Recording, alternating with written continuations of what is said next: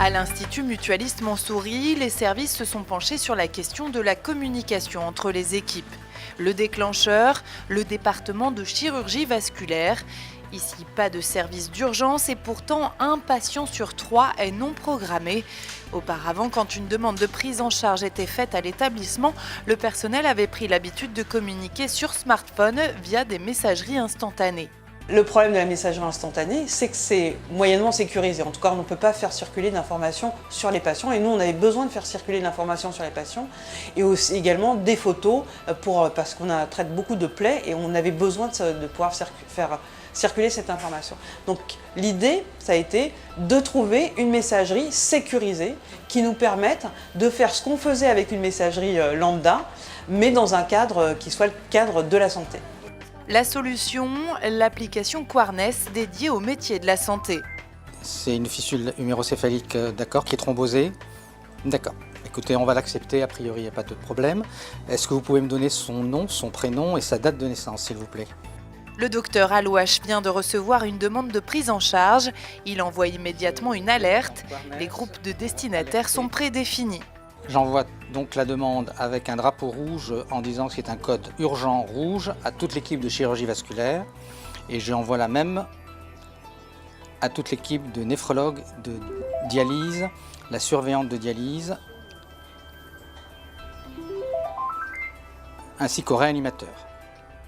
Il peut ensuite facilement relier la demande avec la plateforme de l'IMM permettant le partage d'informations sur le patient. Pour le docteur et toutes les équipes, le gain de temps est considérable. Avant, c'était les secrétaires qui nous appelaient. Il fallait ensuite prévenir la dialyse qu'il y avait une urgence qui arrivait. Ensuite, il fallait téléphoner au réanimateur pour leur dire qu'éventuellement, après le bloc, il y avait aussi une urgence qui pourrait être dialysée en réanimation. Nous avions aussi l'obligation d'appeler les chirurgiens, effectivement.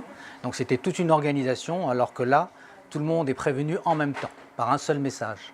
Sans attendre, les destinataires sont avertis via une notification sur leur smartphone. Donc là, j'accuse réception. Voilà, comme ça, il sait que je l'ai lu. Les équipes ont ensuite la possibilité d'envoyer des messages via la messagerie cryptée et sécurisée.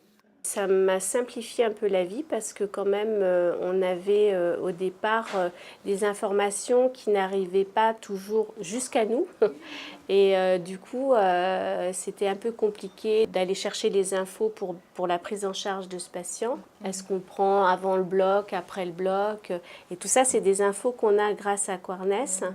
Donc, ce qui fait que ça lisse quand même un peu, même beaucoup, je dirais, le parcours de soins. À l'avenir, l'application Quarnes pourra être étendue à la gestion de lits ou aux urgences, mais pas seulement. L'application étant totalement mobile et connectée sur Internet, on va pouvoir travailler en interaction avec la ville ou avec d'autres hôpitaux.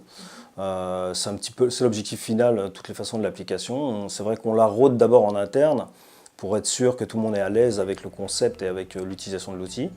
Mais ensuite, on va l'ouvrir très rapidement aux demandeurs en fait, qui sont principalement d'autres hôpitaux. Deux objectifs donc en termes de communication, gagner du temps et sécuriser les échanges de données. Des objectifs remplis par la plateforme d'alerte mobile Quarnes.